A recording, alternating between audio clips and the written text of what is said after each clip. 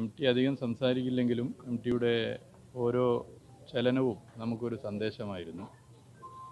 എല്ലാവരും അവരുടെ സാമൂഹിക പ്രവർത്തകരായിക്കൊള്ളട്ടെ, മാധ്യമ പ്രവർത്തകരായിക്കൊള്ളട്ടെ, എല്ലാവരും ഇടയ്ക്കിടെ വരുന്ന ഒരു ഇടമാണ്. ഇന്ന് നമ്മൾ ഒരു വല്ലാത്ത പ്രയാസത്തിലാണ് സിത്താരയുടെ മുന്നിൽ നിൽക്കുന്നത്.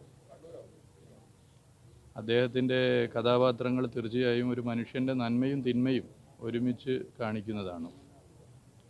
അദ്ദേഹത്തിൻ്റെ ഓരോ എഴുത്തിലെയും ഓരോ കഥാപാത്രങ്ങളും അതിൽ നായകനുമുണ്ട്, വില്ലനുമുണ്ട്, നായികയുമുണ്ട്, എല്ലാമുണ്ട്. ഒരു മനുഷ്യൻ തന്നെ, മനുഷ്യൻ്റെ വിവിധ ഭാവങ്ങൾ, മനുഷ്യൻ്റെ വിവിധ രീതികൾ അദ്ദേഹം ലോകത്തിന് പ്രകടിപ്പിച്ചു എന്നുള്ളതാണ് അതിൻ്റെ പ്രത്യേകത.